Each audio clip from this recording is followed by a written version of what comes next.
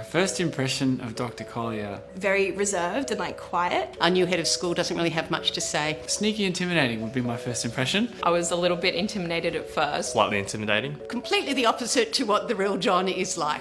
My first impression of Dr. Collier, I was already school captain when he came to St Andrews. I met him in a one-on-one situation where I kind of felt like I was, the old wise head and he was, the new kid on the block. We met him on Harry's first day. Harry was incredibly nervous and he walked up to Harry and said, "What's your name?" And Harry said, "Well, it's your first day?"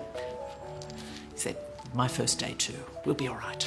How would I describe Dr. Collier? I mean, how long do we have? You couldn't write a better character. The voice? That deep, resonant voice and the long pauses between words. It takes a little bit of time to acclimatise with his deep, drawling voice. Never joined boys vocal. I think he would have been a really great addition to the bass level. He has a hat that he wears a lot. So the robes, the hat, the shades. And it's the most distinct Dr. Collier thing ever. Never once was he exposed to the sun. As soon as the doors of the foyer opens, hat's right on, straw hat. I think Dr. Collier is firm, he's steadfast.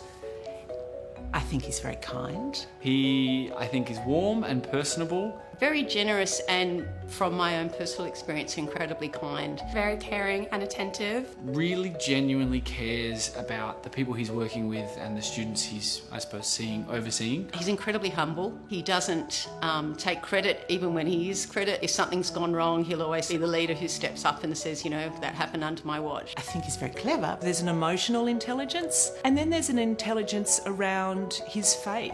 But he's also very wise. He has a lot of wisdom about him. He listens. I've never known anyone to listen as much as he does. An incredible memory for names. The first time I actually saw him crossing in the hallway, he said, "Hi, Callum," and I was kind of bewildered because no one had actually just remembered my name like that. I only had to learn their names once and seemingly knew them for life. There was a school event where my parents were there. He came over and said, "Hello, Jack," and afterwards my parents were very concerned that the new headmaster already knew my name. They only assumed that I could have been in trouble. No matter how much you did within the school, or how often you were there, or how often you saw him, he just always remembered your name. It immediately made me feel so much better about being at a new school and felt like I belonged there. You feel like your place is at St Andrews, and I think he really created that environment. I think we've also got to touch on a big part of his personality, which is the support that Kate gives to him as well. I don't think you could have Dr. Collier without Kate. Kate Collier was just the most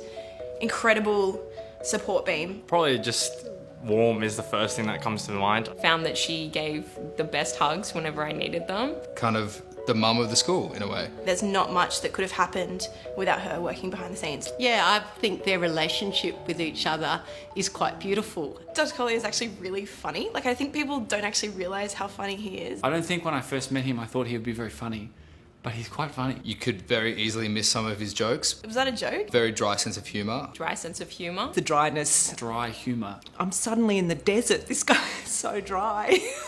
He's not afraid of making a joke of himself, making light of others as well. I remember him calling me out. We really have to do that in front of, parents and the entire school. I don't think that he'd be able to do the job that he does without a sense of humour. He had this great joke about the fact that St Andrews has more school ties on offer to their students to wear. Dr. Collier, I think, overestimated how many ties we did have. Your house tie, your School tie, sports tie, your senior tie. Year 12 tie, your Old Andrian's tie, all those different ties. And in the first 6 months of him being there, he said, he kept stopping young men on Kent Street and on Druitt Street and telling them to do up their top button and tuck in their shirt.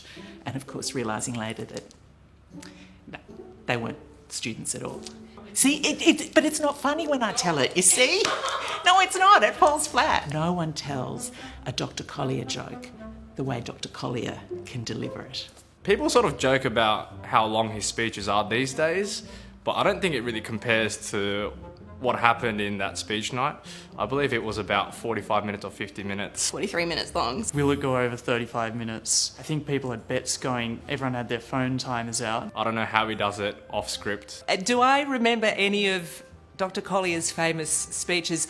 I think I do, because what people don't understand is that he trots them out often. You're going to marry someone in this room. You might meet your future wife or husband. You're going to meet someone, you know, you're going to be in Hornsby and they're going to be in the Sutherland Shire. The children with their minds aren't completely formed as yet. I like the one about the big hole.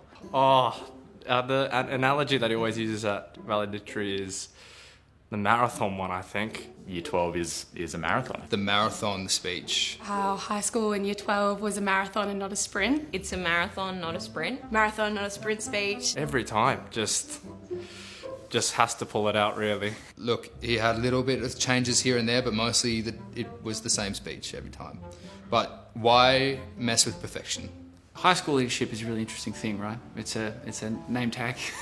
You don't do a whole lot. But I think being in proximity to somebody who is a fantastic leader and is at the top of their field and doing a really good job of it was a really nice way to do things. He was at everything, always. Footy on a Saturday. The music shows or the drama shows. Coming from football to then netball to then soccer. Hands-on experience on music tour. And I don't know if he's a particularly sporty guy. But he was at all the music stuff. He was at every extracurricular thing. It gives great joy to students and to parents and teachers when Kate and John turn up to something. It was always such a good feeling seeing them coming to your sporting events. I am very grateful to Dr. Collier and to Kate as well for all their time and effort into coming to things and making sure that we could have the amazing opportunities that we did have. One of the most dedicated people I've ever met in my entire life. My year was the year that had Kundai Trendiza pass away. Certainly that happens at a school, tragedy hits, and he's always kind and generous first. Things like cutting us, some of his mates, some slack through those last 2 years I thought was really special. And what I think is particularly different to him is it's about the person first, not about the school's reputation. And I think he just did a really good job of uniting a school that was having a really hard time.